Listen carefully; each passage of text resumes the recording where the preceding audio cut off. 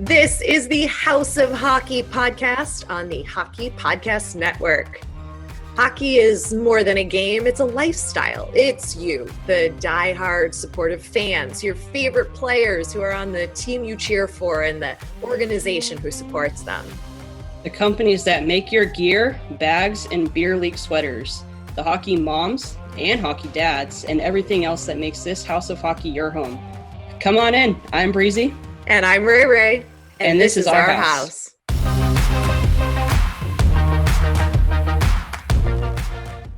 Welcome to the House of Hockey podcast. It's a very, very, very exciting week.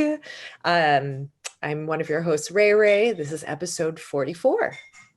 And I'm Breezy. And this is the week hockey returns. Yeah, it's back. We bad. Hockey's back. We bad. We excited.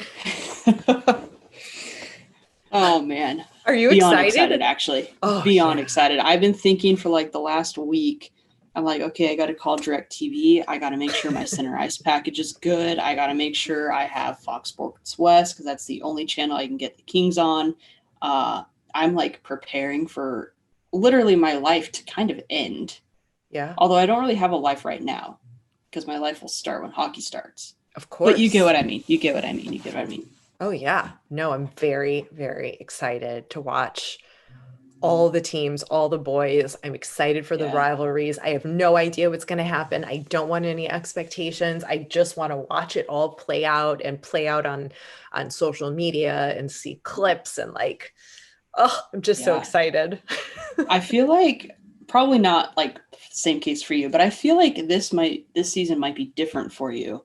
I think you may become a fan of other teams, not just the Hawks. Why? And I think that you're really going to start following them just because it's going to be crazy. It's nuts. You're going to be like, I am Colorado Avalanche fan now. Doesn't mean you have to be a fan. It just means like this season, I feel like that's definitely going to happen with me because I'm definitely probably going to follow way more teams than I already do. How are you going to manage that? You've already got 3 teams. It's called caffeine. Okay. Yeah. Okay. No, I don't know. Well, we're going to watch a lot of hockey. That's all I got. Yeah, we are.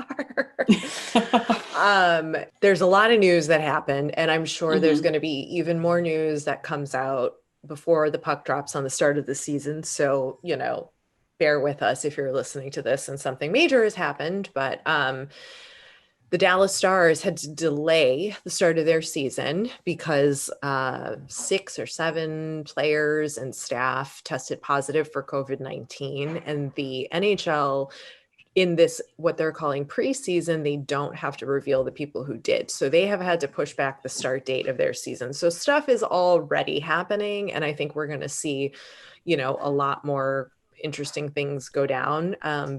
But what's interesting about it being the Stars is that Texas is one of the less restricted of the states as far as COVID-19 things go. And that's one of the teams that was intending on having about 5,000 fans in the stadium.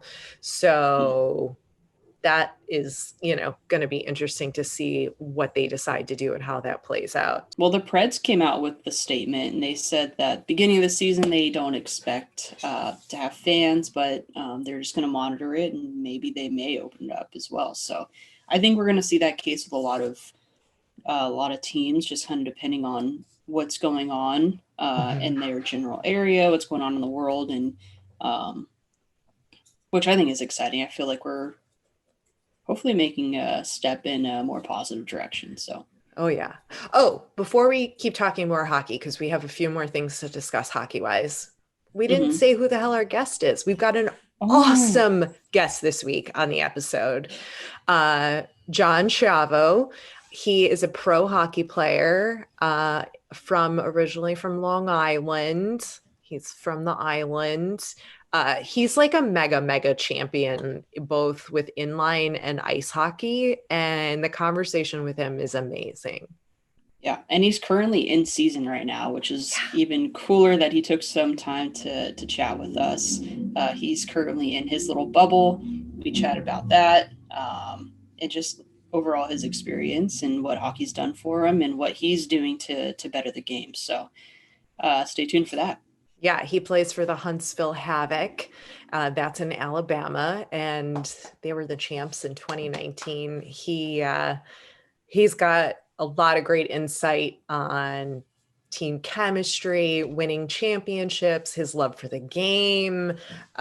You're going to really, really enjoy the conversation with him. And he gives a nice little glimpse into what the mindset is really like for these pro players.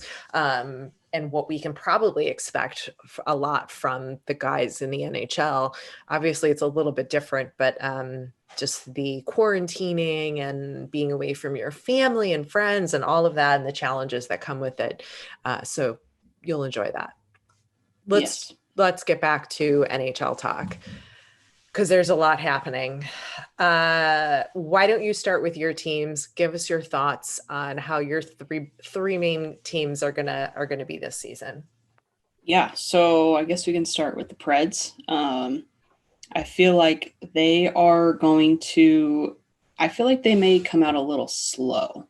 I think that they still have some work that they need to do. I don't necessarily think that they have made the right moves, I guess is what I could say. What those moves are, don't ask me because I'm not a GM. I don't know. But I think that they need to work on working with each other and kind of finding their groove. So I don't expect too much out of them out the gates. But I think that they're going to pick up some momentum in the next upcoming weeks.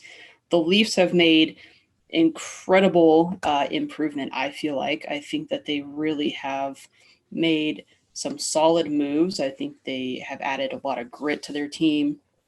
And I think that they are adding more experience on the lines too. So I feel like that's going to help the young guys kind of get into the groove of things. And I think that they actually will play pretty well this year. And I know people are probably laughing in my face right now, but just watch. Miracles can happen. Yes, they can. And yeah, were you talking about experience, meaning Joey Thornton? I'm going to start calling him Joey Thornton.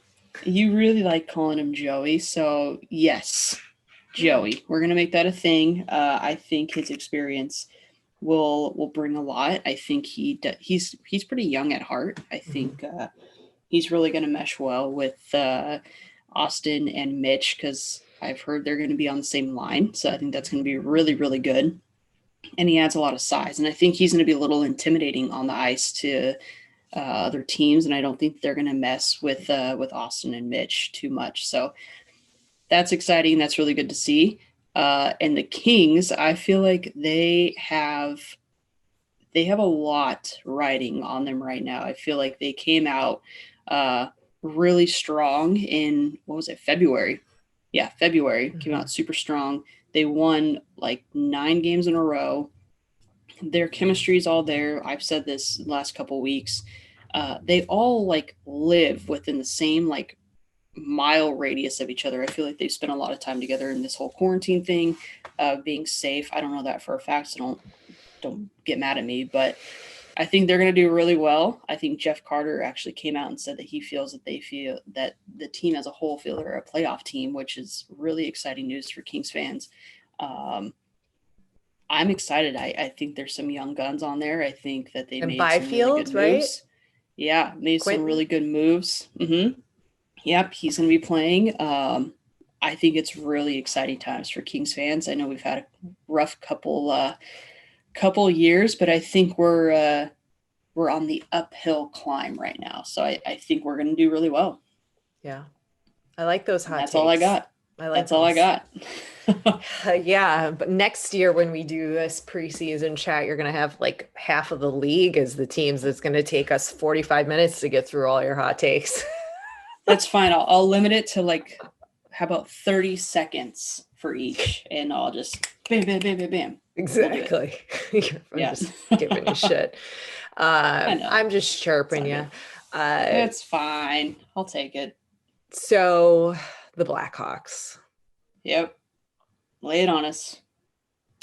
Rae's weekly therapy sesh. It's going to be a really tough season for the boys. It's going to be a really tough season. And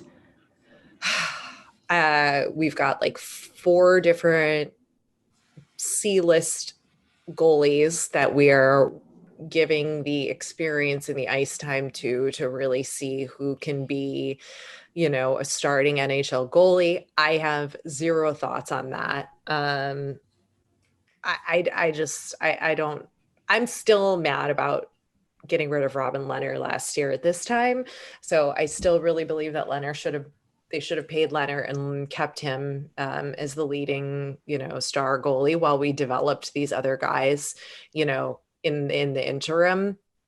So that's my thought on that. Johnny Taze is out.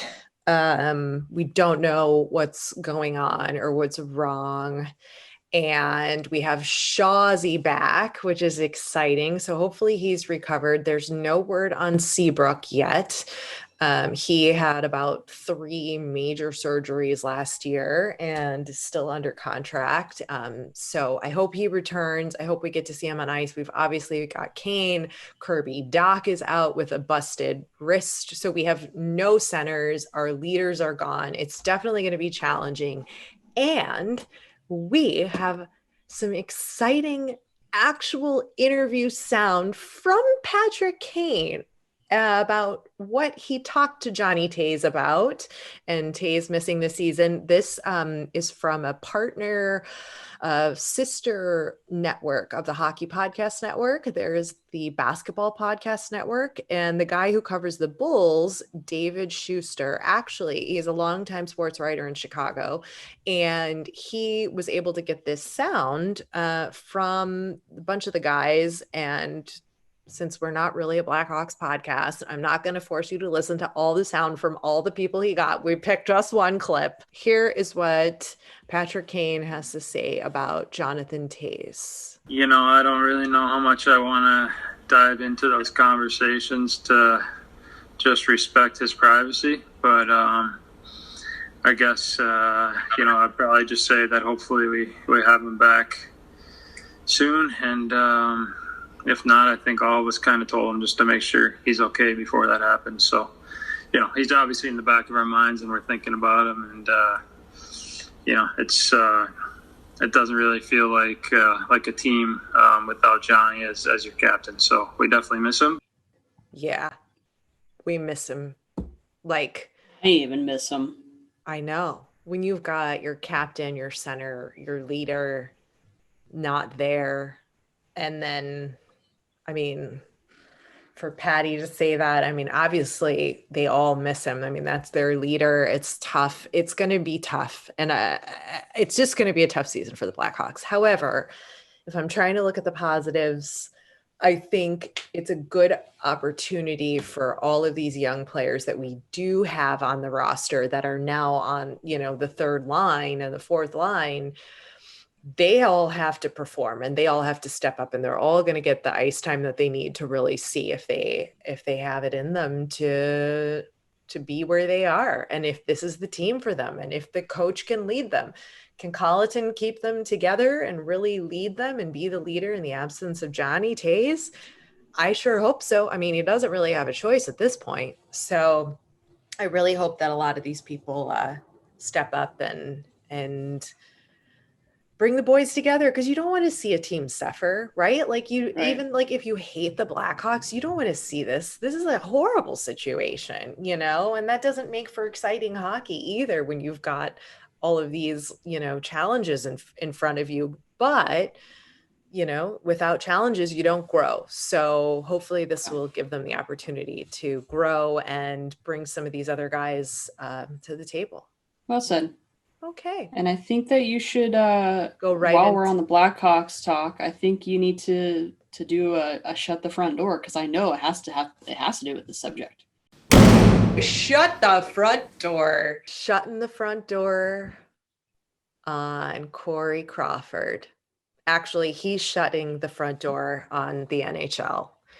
Corey Crawford, goalie for the Chicago Blackhawks, Stanley Cup champion future Hall of Famer has decided to hang them up. Now, if you've all forgotten, he signed with the New Jersey Devils for a nice little price tag for, was it a year or two contract? And I'm just going to say this. I've talked a lot of smack about Corey Crawford in the last few years of not being the future of the Blackhawks. I love and respect Corey Crawford. Crow, my God. He's amazing. He's a phenomenal goalie. He is part of the championship best decade team of the Blackhawks. The guy is amazing. He's put his body and mind through the ringer to bring Stanley Cups to Chicago. I respect his decision. I am so grateful that I got to see him play, that he was on my team. All the things that he's done. I know he's dealt with a lot of concussions. He took an entire season off to deal with a concussion to only 2 or 3 years ago. And he came back. He had a great playoff run for the Blackhawks in the condensed COVID-19 playoff. He played his fucking heart out. God fucking bless the man. And I just think he's got a lot of other decisions to make. Yeah, we're like 5 days away from the season when he makes this announcement, which is not great. I'm sure there's a lot of things we don't know about his decision to sign with Jersey when maybe he should have retired anyway. And I mean, I really hope he gets to retire as a Blackhawk. I want the Blackhawks to give him one of those one-day contracts and do a whole thing for him, because I think he deserves that. But yeah, shut the front door. Everybody's like texting me, blowing up my phone. Like, did you see what happened? Oh my God, Crawford. It's like a sad, shocking, but also not shocking that Crawford announced his retirement. Like, I'm not actually surprised. I wish him all the best in his family. And I thank him from the bottom of my heart, as all Blackhawks fans do, for all the work he did and everything he did to bring us the cups. It's kind of sad. Like, it's actually, because I think he has it in him that he wants to play, but I don't think his mind is. Yeah, no, you can't. Him. You can't push your body to do things it just can't physically do anymore, because then that's putting you at risk to doing more damage, and you can't do that. And I think he can walk away having great memories, and that's all you got to do. Breezy's barbecue pit. Ooh, I got a good one brewing up today. I saw this on TikTok and I was like, man, I gotta do this for myself, because everybody loves bacon. So I'm doing another bacon wrapped challenge today. Dun, dun, dun. I'm doing bacon wrapped pickle chips. Oh. Yep. Smoked bacon wrapped pickle chips. It's going down. Potato chips or pickles that you're deep frying and then wrapping in bacon? No, not even that. You get pickle chips, like pickles, you cut them, they're called pickle chips. Oh. It's like what you put on like sandwiches, right? Yes. So you wrap that in bacon. I'm going to season that up a little bit, throw it on the smoker. When you pull them off, they're going to be like this bacon pickle. I have no other way to describe it other than a bacon pickle. You can dip it in some ranch. Call it a day.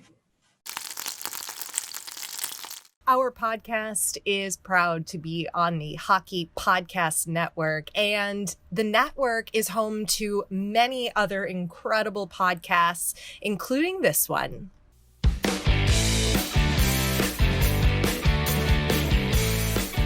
So you like hockey? Congratulations. You're amongst the smartest sports fans in the world. Want to fight about it? Join me, the Hockey Troll, and that snack Polly Cupcakes every Monday and Thursday on the official Caps Chirp podcast, repping the greatest team in the NHL, your Washington Capitals. Not only do we bring you the best Washington Capitals coverage, but we've got the hottest takes and the tastiest content. Tune in wherever you get your podcast and at thehockeypodcastnetwork.com. Chirp us on all social media platforms at Caps Chirp. See you beauties and benders there. Welcome to the House of Hockey podcast. Johnny, because I'm just calling everybody an E this episode. Joey, Johnny, Patty.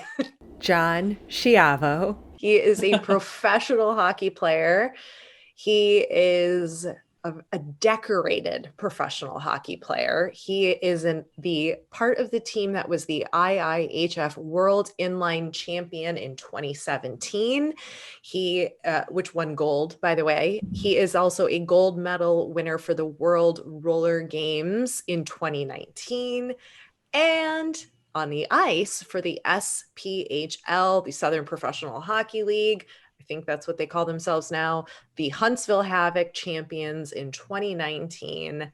Welcome, John. Tell everybody who you are. I mean, I think everybody knows who you are based off of like social media and things like that, but tell people what you're known for. Well, John Schiavo, 26 years old, hockey player. Well, we don't need your medical statistics. I think that's why I'm on the pod. So, just player of the game. I like to say I'm an advocate of the game. Grow over the game. So, do a lot of camps and stuff like that in the summer. Clothing line with my partner Kelly. Obviously, playing pro roller and pro ice. Playing ice, in the season right now. So, yeah, just hockey journeyman. Yeah. So how do you play both at the same time? How do those seasons work? Like playing ice and inline? And then I have a lot of questions. Let's start with that. Yeah. So the biggest thing is inline's usually in the summer, and June and July is usually the biggest months for the tournaments. And then ice hockey is 100%, obviously a lot longer season, 7 months most of the time, same as the NHL season. So that's usually the way since I was been like 15 years old that I split, time. A lot of roller all summer, and then all winter's the ice hockey season. So you like no break then? Yeah, I haven't had an off season until the pandemic. Oh my God. Did you enjoy the off season?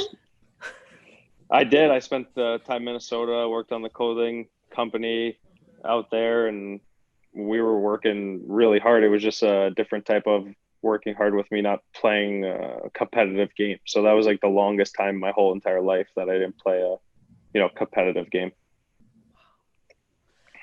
So which did you learn first? Roller or inline? Or roller or ice, I'm sorry. Yeah, inline, roller, same thing. Yeah, I grew up playing roller. I dedicate, everything that I've learned on roller to ice. So I think that was always my passion, still is my passion. So it definitely started there in Long Island, New York.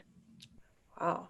And now you're playing in the SPHL for the Havoc in Huntsville. Yep. Tell us about that. Tell us about this season. Like, first of all, it's freaking awesome that you've got a season happening, which is awesome, right? Or yep. No.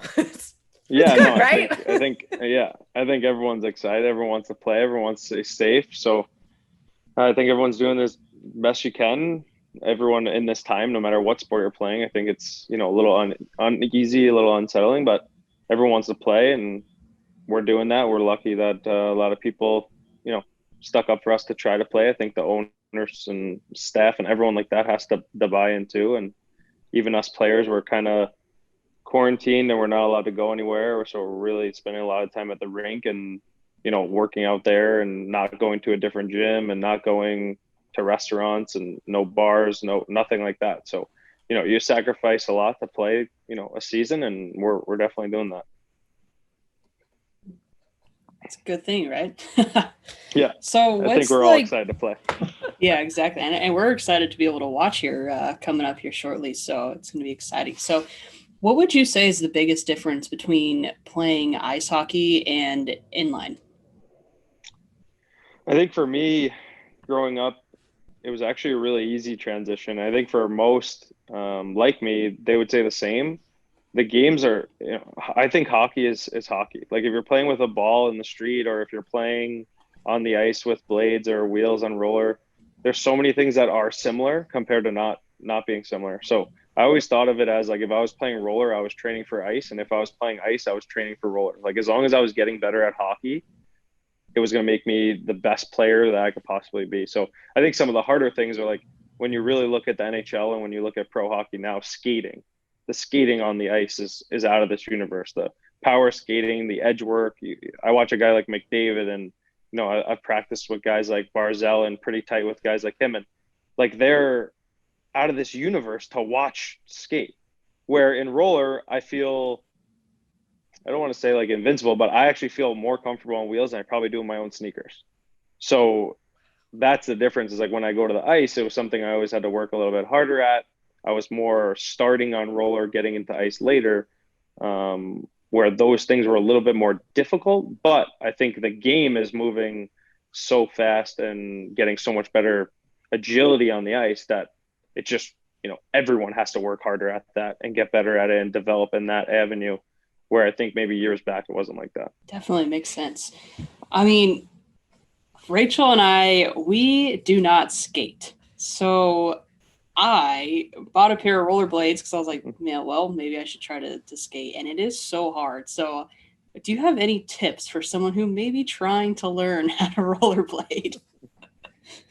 Well, I hope you got a lot of pads, because I think any learning ice hockey or roller hockey, there's going to be a lot of falls. And I think just, being fearless and having the mindset of like, if I fall, I'm going to get up and I'm going to just keep trying and bend my knees. And if you have a stick, kind of like using it as a little bit of a crutch until you start getting better. But I think there's, a lot of little things out there where I teach a lot of clinics for even young kids to adults that, have never tried it. And we give them the opportunity to try it. And I think that's the biggest thing, is like, everyone's just scared to fall. It's like, well, if you fall, you're actually going to help yourself get even better and better and better. If you start falling right when you begin, then you get really good. You're going fast, and now you have to learn how to fall. Like, that's probably not the time you want to learn how to fall. So if you go down a big hill, just find some grass and fall into it. You'll be all right.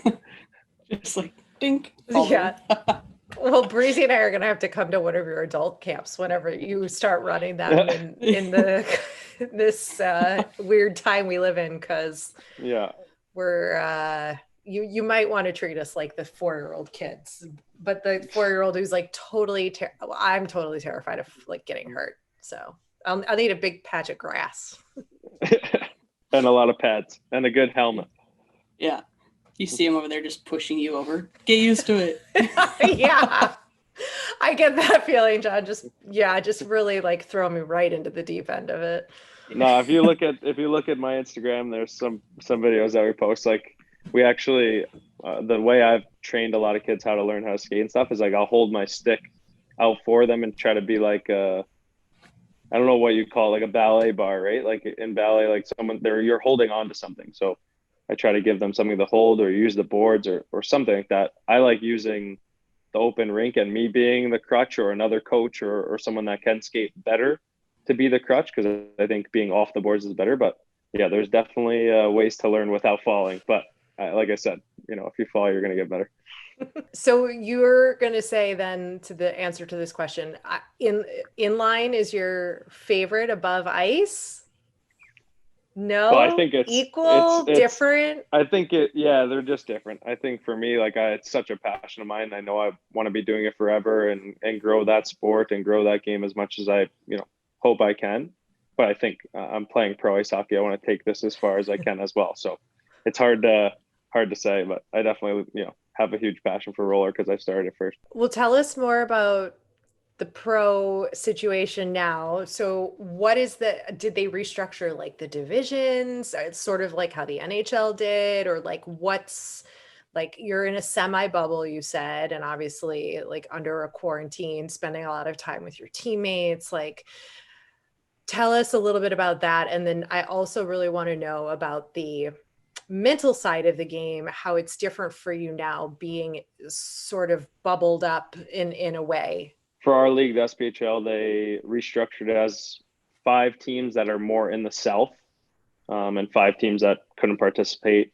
They cut the games down, not too many, but they cut it to 42. If anything happens, I think they'll change it. So there was definitely some restructuring just to get the season started. Florida has a team.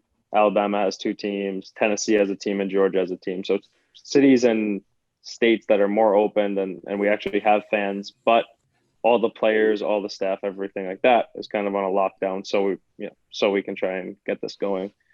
Mentally for me, I'm kind of like a rink rat, and I always have been. And I think it's a benefit to me. Like it's all hockey. There's no excuses. There's just nothing. It's live and breathe it. And if you don't, like, I don't think you're playing this season. So you really have to be locked in. And for me, I think it helps me. And I think all of us coming off of a 10-month, 11-month hold, like our first couple games, I think everyone's just maybe a little rough or whatever. And I trained so much in Minnesota and had a great off season in that aspect that, like, you get back to a game, you're just like itching to win and put up points and do all these things where, like, it took 3 or 4 games to like really start feeling good. And we're 4 games in now, and like our last game, we were all saying it after the win, like, it feels good. Like now we feel like we're back. Like you feel comfortable. You're back in the actual swing of things. And it is really nice to be back at it. Have you noticed that the game has changed in the aspect of like people maybe playing harder because they haven't played in such a long time, or is it like the opposite effect?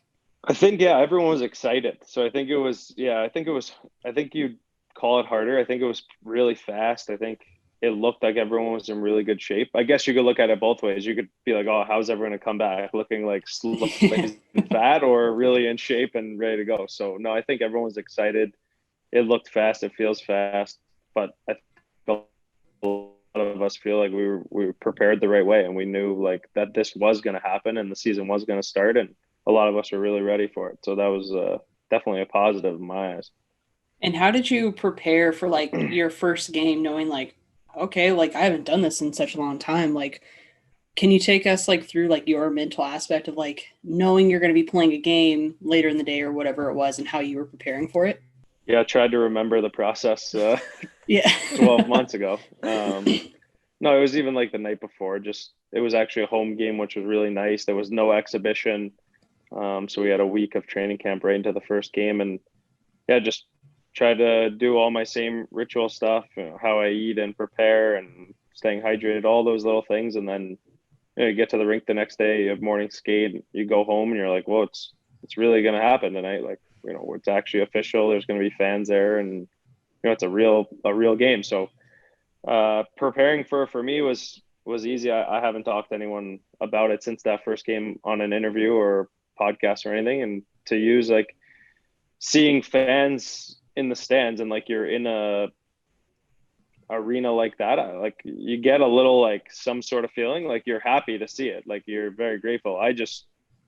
I'm someone that like I'd be worried if anyone got it or anyone out there was contagious at the time, but you see everyone in the building and kind of maybe think that for 5 seconds, and then it was all game time, excited to be back and hear the crowd roaring and everything like that. So for me, it was a really big positive, and I was super pumped. But I mean, everyone else might be looking at it different, right? That's the first time you see a lot of people in a building, and might throw some people for a loop. Very true. I mean, who was it that's Dallas is going to have fans in their building. How do you feel about that? I mean, it's a NHL team. It is Texas, but I mean, how do you think that, I guess first of all, do you think Dallas is going to perform better knowing that there's fans in the building, where like other teams are not, like they don't have fans in the building? I mean, I don't think it matters. Like what's really going on for us is inside the glass. So it's nice when, it's a blessing and it's incredible when you have fans, but if everyone's not safe, then you really don't want them there. So I think it's like wherever it is. And I mean, obviously California, like San Jose, it doesn't look very promising. A place like New York doesn't look very promising. I wouldn't even say like it's unfair if you're not allowed and you are allowed. Like I think every hockey player is just worried about what's going on inside the glass and not worried about too much else. I know in football that some stadiums had fans, some stadiums had a lot of fans, and some didn't. So I was following it all, and my opinion isn't very strong at anything. I really wouldn't worry about it. I think it's just like having the players play their season is the biggest part. And all they're worried about is playing those games and, having their career and season go off instead of not at all. Oh yeah, Very true. I didn't think about it that way. Yeah, it keeps the sport going, the leagues, like all of the whole progress moving forward. If you pull a season, it's really, it takes years off of a hockey career, right? I think the biggest thing, and I'll always keep emphasizing, is just like safety. There were so many camps and things and travel that I had planned, even to go, be with family or be with friends, and like I canceled it all. I didn't do anything. So like my belief was to be laid back and to not do much. And my Team USA roller team was supposed to go to Colombia. That tournament was canceled, and like that was a big one. Like if it did go on, like I'm pretty sure, it's a really tough decision. I'm not really going to say no. And then it cancels and you're kind of like, all right, like now I could step back and, what's important here. And it's health, most importantly, not spreading the virus and doing whatever you can do. So that was the biggest goal. I've had a theory that I've theorized here that I think, part of what we saw with the NHL in the playoffs with the bubbles, I thought we saw a lot of the teams that the teammates are very close and they have a really strong connection, and the coaching, and you could really see like the bond and the camaraderie. And I said that it was either going to really show which teams were really close, and the ones that weren't really close and had their differences, and it would show on the ice. Do you think that the bubble had any effect on that kind of dynamic with the teams? No, I think 100% you're spot on. Like the chemistry is going to win it. Yeah. And I think from talking to guys that won this year, guys I was training with in the summer, like they 100% said there's no way that we're losing this. We're too tight of a team. Like, we believe in everybody. We're all best friends, like that every single year, no matter a bubble or not a bubble. And I personally think that them being in the bubble was a harder championship to win. Like you're away from your family, or you're missing out on so many things that are just important to you. Like some guys were probably having babies while they were in the bubble, or what. There were just so many things going on. And they sacrificed so much to be there that it's sad to even see a team lose at the end, because they've been gone so long and they hunted for the cup and, maybe just missed out or had a couple of rough games. And yeah, it's definitely the chemistry, and tighter teams are going to last longer in the bubble. And I agree that was exactly what happened. Yeah. Okay, good. I like to be validated sometimes with my theories that I'm just throwing out there, sort of based on just human interactions and human experience, not necessarily, speaking directly to an NHL hockey player who was in the bubble. But that was just a thought. So, what do you think about do you even have time to follow the NHL and like watch games? Like you're so incredibly busy. Do you follow? And then do you think, what do you think about the restructuring of the divisions?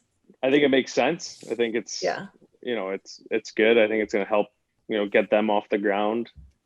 I watch a ton of NHL hockey. I might not watch the full games, but I watch all the highlights. I have the app and everything like that. Follow a ton of guys that, I enjoy watching and know and have trained with. So I appreciate, all of that. I try to follow all the leagues as best I can, but I mean, I'm definitely got my hands in a ton of different things, which I'm, appreciative of. But NHL is definitely something I still follow. I think, divisions will be interesting. It's something for us fans to watch and see. That could be, the Canadian division is going to be a couple battles over and over and over that it's going to get tiresome for those players, and it's going to get tiresome for the staff dealing with setting up for those games and how much of a battle they'll be. But I think it'll be fun to watch. And I think same with them. They're just excited to start, and they've been waiting for a start date for a long time. And now there's more news about the AHL coming out here and there. So it'll be interesting. Next couple of weeks, I think every week is kind of like early in the pandemic. You're just waiting to see what's next. And it'll be fun to watch when they start. Yeah, I agree with your assessment. I think it's going to be really fun for the fans, and it's going to create a lot of new rivalries and different things going on with the teams and some of the players, which will be fun. Tell us, I'm like trying to decide which way I want to go because I feel like I have 500 more questions. Describe what kind of a player you are on the ice. Like, are you a chirper? Are you quiet? Are you like the leader, the captain? Like, give us your style of play. And is it the same for roller? Sorry. And is it the same for roller or is it different? Oh, I would say it's the same for roller. I'm not really a chirper unless someone like really bothers me or gets under a teammate's skin. Kind of just leave that up to the scoreboard. I would say I like to score goals. That's one of the bigger ones. And I like making plays, like being creative on the ice, being creative with my line mates at whoever I'm playing with, roller or ice. But definitely like want to be out in the clutch situations, you know, make the big plays, no matter if it's beginning of the game, end of the game, just anytime the game's tight, I definitely want to be out there and touching the puck or having the puck in my stick to make the right play or, you know, to have the chance to win the game. So that's definitely the way I would describe myself. Nice. What is your most memorable goal that you've ever had? That's a hard one. In ice hockey would be scoring goal in the finals. Game 2 here in Huntsville. We were down by 1. I scored the game tying goal in that game. Great pass from behind the net from my line mate Cy, and I was just like coming literally from the bench to the net and got the puck and scored. And yeah, I mean, tying the game in the finals, I knew if we tied it or got the lead eventually, like we were going to win the game. There was no doubt about it. We won the night before in overtime. So like we just had so much momentum and they just had the lead at home game 2. And I was like, all right, like if we turn this around, there's no way they're winning this game. So yeah, that goal for ice was really, really memorable. And for roller, there's been a couple, but any goal that I've scored at the World Championships wearing a Team USA jersey, you know, really marks it down. There was a couple big ones and my teammates were playing really well and, you know, they lead us on to a final or a semi or quarter that we were winning. And yeah, any goal in that jersey was special. I bet. I mean, you can't top that, right? Yeah, it's really hard to top, but that's why I put them both in different categories because the one in ice hockey was in the finals and that was definitely a huge memory of mine. Yeah, you have to. Well, we were told that you have a very cool and interesting story on how you chose your number. Can you share that with us? I hope it's the same story. Yeah. Are there more than one stories about 44? No, it's definitely just one. No, my dad had 4 and I just had the chance to double it one time when I was young and I stuck with 44 and obviously fantastic dad. My mom and dad are the best parents ever. And when I stuck with it, I just kept getting asked, do you want 44? You want 44? I love the number. I wear it as a necklace still and it'll last forever. But yeah, I always remember he had 4 and the last time I saw him play, he still had 4. So it's been a long time since I've seen him play, but definitely got my number double in his. Nice. Well, this should make you really happy that this is actually episode number 44. So. Oh, nice. There we go. Very nice. I like that. I'm all about the superstitions too. So not actually, but yeah, that's pretty cool. Yeah. Well, do you have any superstitions or pregame rituals? Like you were saying, you're trying to remember, like, you know, the whole like pregame meal and nap and getting into the routine. But do you have any, like Breezy? Which shoe do you put on first? Oh, left? Every single day I had to put my left shoe on first. Or it's going to be a rough day, or what? Or it's going to be a rough day. Yep. Yeah. I hope it's not a rough day. It's just a shoe, but I like to say the same. I like to say the same thing. I have I don't even call them superstitions anymore. I think when I was younger, like it had to be a perfect way, or like that was it. Like that was ruining my day and my game, and I was going to play terrible. But then when you think about it, like it's It's just something that's a part of your day and has literally nothing to do with the game or your shift or anything. I think I have things I like doing that make me feel comfortable and, are just natural on game day that I've done my whole life. Yeah, like I put my right skate on before my left skate and a lot of equipment that way, but it's just like, that's the way you tie your shoes. That's the way I put on my equipment. So it's just like the same thing. And I mean, besides that, I like visualizing before the game. I usually sit in the rink and like look at the rink, visualize a lot, think positive like mantras. And I believe in a lot of things like that. Just, the way I am, I believe it helps me and it works. Maybe not for everybody, but it helps me. And then that's really it. Yeah, I have a couple certain drinks and meals that I like and make me feel better. I think that's, again, just like the way your body reacts to certain things. Some people could probably eat McDonald's on a game day and they'll be great. And I feel like I have to eat the same simple chicken, pasta, rice, or whatever. You don't have Mountain simple. Dew in your Gatorade bottle like Ovechkin does? No, that's not for me. No, thanks. So Russian stomachs of steel, huh? Yeah. Oh, No, man. it's interesting to hear you talk about the visualization and the mantra stuff. I feel like a lot of players are a little like hesitant to share that kind of stuff. Is that becoming more of like a common practice, do you find, among the guys that you meet and play with and have come up? I think in my career, it hasn't been very hidden. And I think I just study so many sports besides hockey, like the top athletes. And that's where I 100% got it from when I was probably like 15 years old. It was just like, you visualize something, whether it's Navy SEALs or there's just so many athletes. Kobe Bryant's a huge one that I studied and really loved. And just all the things that they're doing to be the top athlete, I was always trying to like mimic and make in my own little way.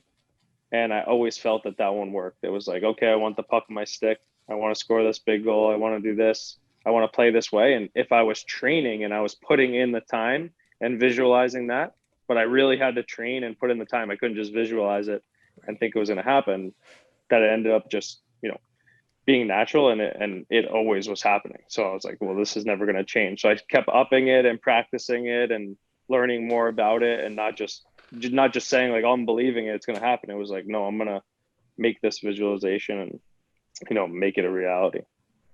Well, that reality is clearly paid off because you've got like 20 championship titles under your belt already. Like, that's really a big deal. That's really exciting. So let me just rattle this off in case people listening don't know, and then I'll ask you a question. So you, the Huntsville Havoc were the champions in 2019, and then you were part of the IIHF World Inline Champion team in 2017, winning gold. And then the World Roller Games champion team in 2019, gold as well, right? So that's all accurate? Yeah, correct. Yeah. That's really, really impressive to have 2 championships in the same year in 2 different sports. How did your mind even process that? Yeah, no, it was really hard to process at the time. And I just felt like I was riding a cloud up in the sky and it was never going to come down. I mean, then 2020 happened, but it was incredible. Like winning the ice hockey championship, like it was something that I hadn't done in years. Like I won a championship in junior, but you play so many years of ice hockey and you don't even make it to the finals. You don't even make it maybe to the second round of the playoffs. So like you play 50, 60 games in some of these leagues and you're not even competing for the cup or, the championship. And that season I ended up getting to Huntsville like halfway and getting an opportunity. And I was, working really hard and I wasn't playing as much as I wanted to, but I felt like I was contributing, and the team was already built to win a championship. And I felt like I came in and I was ready to win and do all the things that I can to help the team. And everyone was buying in. And I had a feeling like 10 games before the playoffs, I was like, there's no way, like this is the group that can really do it. And we went on a great run. We only lost 1 game the whole playoffs. We won the championship, incredible celebration, great being in the city and winning. And there was just so many incredible things. And while we were fighting for a playoff spot, I had already won a championship in 2017 with USA, but they were selecting the 2019 team. And I know everyone on the team, I know the staff, I know everything. And actually, the roster came out on my birthday, Valentine's Day, February 14th. And we were fighting for a playoff spot at the time, and I wasn't even on the team. I was an alternate. So I was like bummed. Obviously, roller is my passion. Playing for USA again, like I didn't think I deserved to not make the team, even though there's great players that can be picked and can play and do well. But I was an alternate, and shortly after we got into the playoffs, before I won the championship for ice, I ended up getting called and saying like, "Hey, you're on the team now. Like, you've been selected." And just in my head, like, there was no one stopping me the rest of the time after I got picked for that team. I was going to do everything I can to help the team better and be the best teammate I could. And so winning back to back in, a couple months was just outstanding. Does any particular, I'm sorry, Ringo decided he wanted to join in on the conversation. As he just says, yeah. Is there any particular like moment or memory that really sticks out from either of those championship runs in that experience, like a conversation you had with somebody? I mean, because the celebrations, like you said, you were like up on this cloud. Like when you finally can take it all in and process what's happening, like, is there anything in particular that stands out to you? Yeah, I think both were so different. Huntsville was like you were celebrating in the city that you played in, and we were out with the whole team. My family was here, my partner was here. It was a great night, a great time, and next couple of days we were saying goodbye to each other and hanging out with the cup, and everyone was just relaxing. Where with Worlds, it was like you win at 8:00 at night, you celebrate, and at 7 a.m. we were all on a plane like back to the US, and most of us are all from different places that play on the world team. So it was like, when you got to your hub, then it was like, see you later. There was, coach gets the trophy and, we're all splitting up going wherever we were going home. So it was, that was definitely interesting. So like right when we won, we were really taking it in at Worlds for like, I would say a couple hours. And then that was really it. Everyone was already starting to pack and get ready to head out, where Huntsville was like a very nice 3 days of celebrating and being together and appreciating the long season. Yeah. Do you have any good hockey stories, with players, with the cup that you can share off season, anything funny or interesting? You don't have to like out anybody if you don't want to, but just like a good fun, like pranks, anything that you feel comfortable sharing. Well, I'm not a big prankster. No, have you been pranked? No, not too much. They know probably not to prank me too hard because I'll get them back. But some fun stories. Well, when we won the championship, this definitely wasn't me, but if anyone has ever been to Huntsville, where we play, it's a beautiful downtown area. And outside we have like a huge koi pond, like these huge koi fish, and like nice little man-made river and pond and waterfalls and all that stuff. And I remember me and 3 or 4 other teammates being like upstairs, they call it in like the lounge. And we had the trophy, we were mingling with the fans, we were all just celebrating. I was still like in my full gear without skates on. And we heard that like half of our team jumped in the pond with like their equipment on. And 100% like that was what they did. So we were like celebrating with the cup and like we're doing all this stuff. And we hear that everyone's outside like jumping in this pond. And I was like, no way. And sure enough, like we go and look, and 100% they were getting out of this pond. Like it was hilarious. So I mean, things like that you see over the years. I mean, especially after a championship, like it's all good fun. Just doing what you dreamed of, I guess. Some people wanted to go swimming and cool off, but yeah, it's just having fun like that is always good. I wasn't the one that jumped in, but I thought that was a funny story. That is pretty funny. Well, speaking of dream, do you have like a dream location that you would want to play hockey, or do you have a favorite place that you have played hockey? Favorite place? I mean, Barcelona was absolutely incredible to play, and it's just one place I never really could have dreamed of being and winning a championship like that. So that has to be on top of the list of places I've played and won, and it was literally on the beach. Like, you could walk out of the rink and 10 steps and you were touching sand, like in Barcelona. So you can't really top that. I think that was pretty incredible. But like American cities, place I've played pro, I played in Kansas City for a while. I thought that was an incredible city. I loved the people there, loved the fan base. But for me, I'm not just saying this because I'm playing here. I've played a lot of places in pro ice hockey, and Huntsville is an absolutely incredible city with an absolutely outstanding fan base. So 100%, not just saying that because I'm here. It's because I really, really believe it. It's amazing here. I've heard great things. I'm sure Ray has too about Huntsville, and I definitely have the itch to go and to watch a game. So good to hear that. Yeah, very close to Nashville too. So there's a lot of bonuses. Obviously, if you're a Preds fan, I mean, their culture is great too, and it's nice that we're not too far, and we have very similar culture for the minors, which has been built up, not recently. It's been going on for years and years and years. So it's definitely special. I mean, I lived in Minnesota this summer, and that was outrageous. Just like hockey rinks everywhere and so many good players. Like, I absolutely loved it there too. But yeah, where I've played and lived for hockey seasons, this is definitely one of the best. Well, I mean, what is like a home game like in Huntsville? Now that you said it's a great place. I mean, can you describe the atmosphere?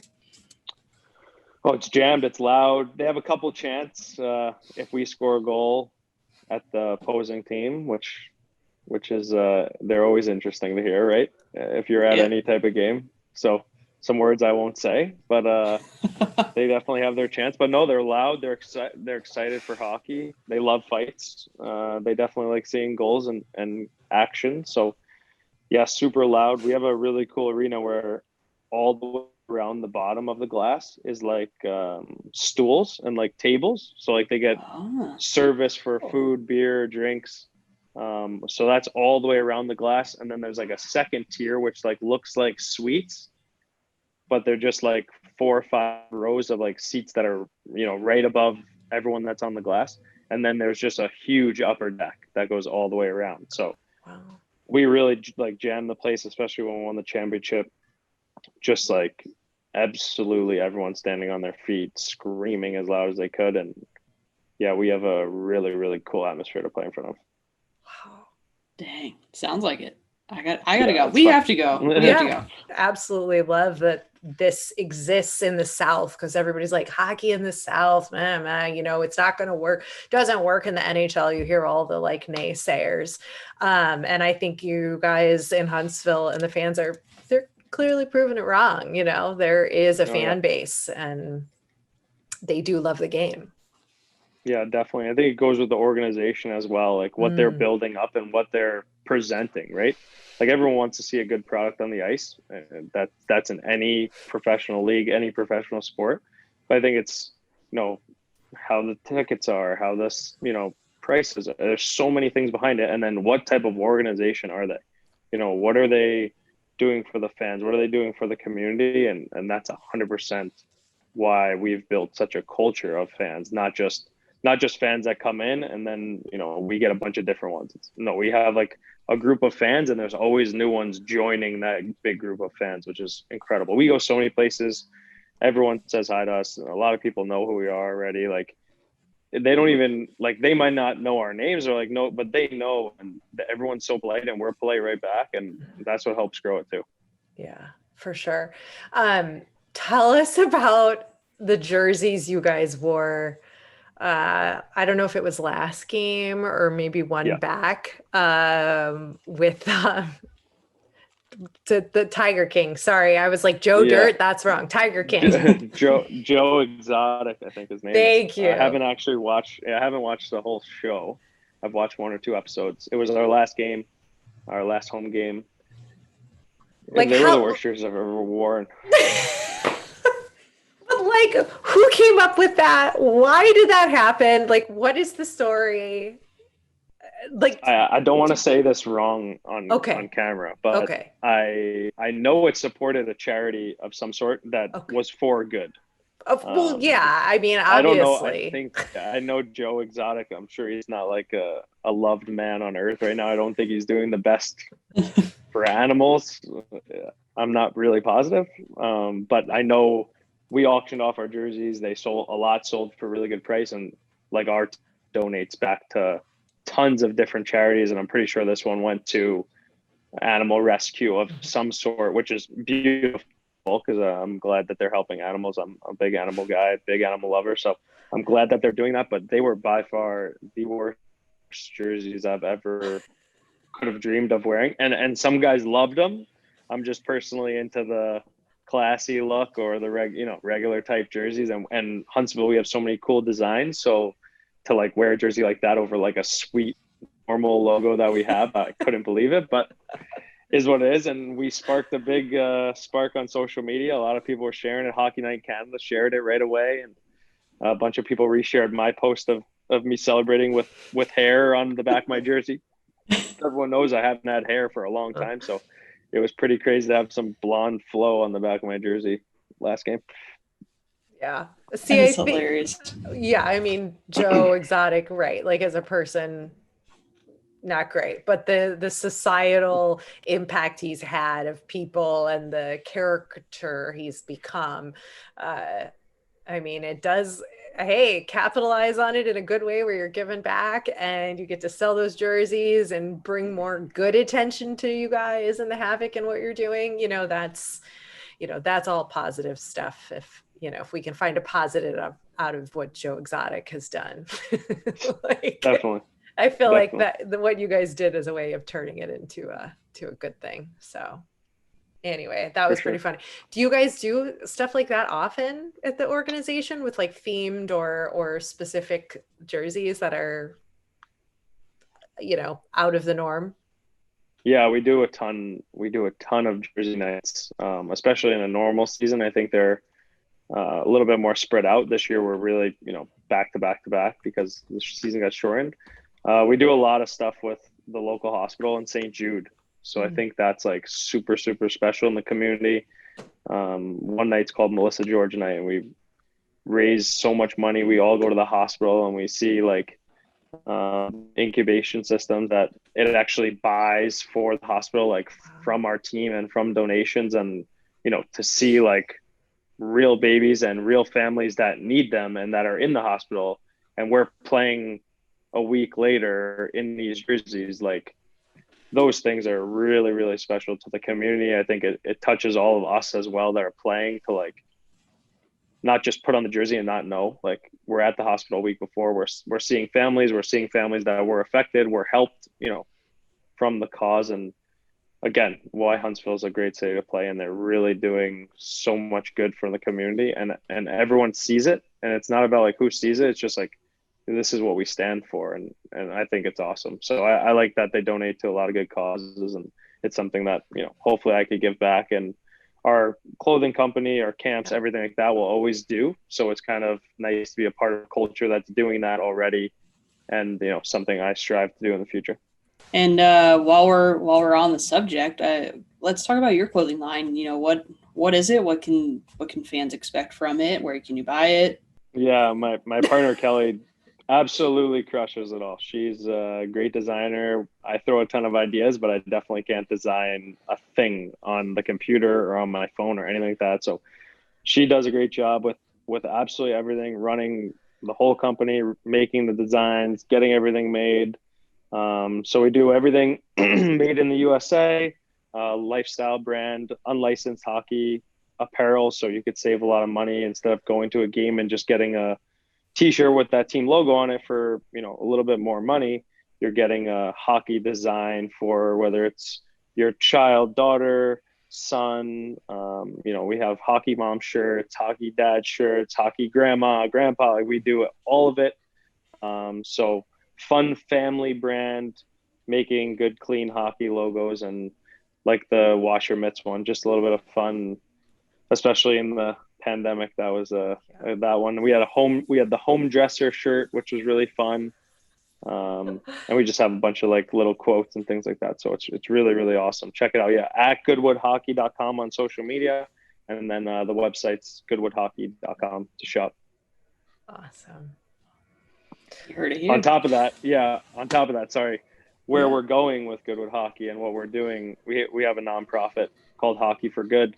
We were able to start in 2019 and execute in 2019, but all got put on a hold because it's an in-person hockey camp where we donate all the equipment head to toe.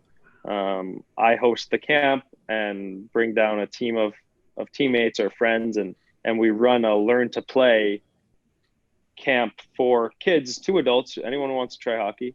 Due to the pandemic, everything got shut down. We were still collecting some donations, things like that, but 2019 was a great success. We were ready to start running with it, really get big and get hot in 2020. But we'll just save that for maybe the end of 2021. So yeah, at Hockey for Good on Instagram. We've dressed about 75 players, boys, girls, any nationality, head to toe. Some new, some used equipment. And I think that's always going to grow. I think I grew up using a lot of used equipment, and it made me realize when I was able to buy my own equipment or when I was getting sponsored at a really young age, like how blessed I was and how it really helped my family and how my dad really appreciated it. My mom really appreciated it. And I got a lot of hand-me-downs from older players or pro players I looked up to. And I remember like using it until I couldn't use it anymore because I loved that it was, from a specific player or how I got it, it meant more to me. But then also when you see the price of hockey in general right now, especially where you both are from or where you both are living, it is not cheap at all. Hockey is, some sticks are in the $300 range now, where if I can donate a stick to a kid that has never played and he's able to use it at a park or in their driveway, it's harder to pick up hockey than it is pick up a basketball or pick up a soccer ball or baseball. I mean, you need a couple pieces of gear. Hockey, you need everything, unless you're playing deck hockey or street hockey, which we're just trying to give you the opportunity to play and then hopefully grow from there. It's definitely an expensive sport, but I want to see people love the game how I do and how everyone that has the opportunity to be a part of the game with a little less stress on the family. Yeah. So what is it that you love about the game then? Is it one particular tangible thing, or is it a lot of things? No, I think it's just everything. It's, I say it's my life. Like, it's just, I just love it so much. And it's given me so many things and made me meet the best people I have in my life and friends. And just playing the game makes you like kind of get away from everything else in the world too. So it's, to me, it's just, it's everything. But I hope that I can, give that feeling to other people and make hockey a safe place and a positive place, like it has for myself. I mean, I think there's every sport, there's a lot of negatives and positives and ups and downs. But I think for my life, there was a lot more positives than negatives. And I wasn't in a harmful place. It was a safe place for me. And I think that's what it can be for a lot more people in the future. Yeah. Agreed. Definitely agreed. Yes. Growing up in New York, were you Rangers or Islanders or Devils? I mean, you could be, but. Yeah. No, my dad was a huge Ranger fan. So I think I just grew up being a Ranger fan. Now I'm a bigger Islander fan. I was in 2 Islander camps and worked for the Islanders doing camps and worked with the Islanders for my Hockey for Good camps. I have such a good relationship with a lot of the Islanders, in general. So it's hard not to root for them and be a fan, years back. So once that all happened, I was for sure an Islander fan. I know my dad wasn't happy to wear an Islander hat going to my first prospect camp, but it was, it's special. It's, it's right here in my backyard, and I got a chance to play on that ice wearing that jersey. It was so special. So definitely a big Islander fan now. Yeah. It's taking everything in me to not ask you lots of questions about Matt Barzal, like personally, because we have discussed Breezy and I over the history of the podcast who our like hockey crushes are. Like just like we have our solo, like she's Roman Yossi, I'm Matt Barzal, like I previous player for me is Patrick Sharp, which is like Matt is basically like the younger version of Sharpie. And it's taking everything in me to not ask you all the questions on the podcast. I might have to ask you some when we're done recording. Well, he's a great guy. He's a hard worker, incredible player. His future is incredibly bright. I hope the Islanders sign him. I really hope they do. But he's an absolutely incredible player, and his work ethic shows it for sure. I think a lot of Islander fans will be really, really upset if they don't sign him. Yeah. But what's he like off the ice? It's going to happen. Great dude. Good guy. I just have to have a little fun with you and put you on the spot. Anyway, that should lead us into our final questions. We ask all our guests these questions. Liz Breezy, you had something else? No, I think we can lead into it. It might be a little awkward for him, but. Well, I set it up with talking about my crush on Matt, so there you go. That's true. Who is your favorite hockey hunk? A guy? We ask all the guys this, and the girls. It's fair game on the podcast. I mean, just said it. Barzy's a good-looking cat, so go Barzy. I like you, John. I like you. Who is your favorite hockey lady? I had the opportunity to be around a lot of Minnesota Whitecaps and WHL players. Mm-hmm. One of my favorite that I train with is Megan Pizon, but they're all awesome. They're all fantastic to train with. Peas is one of my favorite. We worked together this summer, trained together a bunch. She's a good player, and I know Whitecaps are going to the bubble here soon. So definitely rooting for them. Well, we're going to have to get her on the podcast and then ask her who her favorite hockey hunk is. She better say you or else, right? I mean, or else. Or else. And our final question, which has just become a common occurrence with a lot of our guests, is that they end up having some sort of Sidney Crosby story. So we've just started flat out asking all of our guests, do you have a Sidney Crosby story? What is the Sidney Crosby story? He's like my favorite player, and I'm not really sure.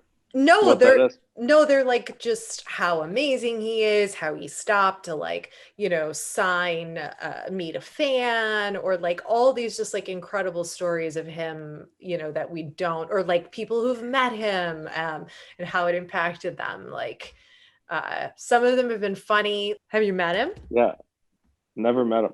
Okay. I would love to one day get to practice or be on the ice. I've been on the ice with so many incredible players. Like I'm very blessed and thankful to train with guys and be around so many NHLer, AHLer, ECHL, like every league. But yeah, it'd still be sweet to get on the ice with someone like that, world-class athlete. I see you visualizing this now and putting this in part of your pregame routine, and you're gonna be like on the ice and you're gonna be visualizing the next game, and then all of a sudden Sidney Crosby is going to pop in your head because of this, and you're going to be like, God damn, it'd be pretty crazy two. If he popped up in Huntsville. Well, that too, but you never know. Hey, you never know where Sid's going to show up. He's a man of the people. Very true. You're like, let's say what you want to say. Don't just shake your head. Come on. I didn't think that was going to be the last question. That's why I was laughing. I was very confused by it, but that was good. Okay, good. Tell everybody where they can keep up with you and follow you and watch the games. Definitely. On my Instagram at JSchiavo44, JSCHIAVO 44. At Twitter, on Facebook. Just got into TikTok a little bit more, so same name. Kind got a YouTube channel as well, John Schiavo, J Schiavo 44. So yeah, just kind of on all sites. And then I try to post a lot of the SPHL highlights. I know there's not a exact way to watch all the highlights like that. So I try to post mine and my teammates as much as I can. And then check out goodwoodhockey.com for some of our apparel. And wash your mitts. Awesome.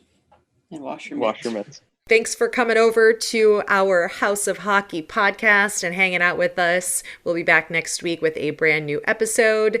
And in the meantime, you can follow us on social media. Just look for House of Hockey podcast. We'll be back next week.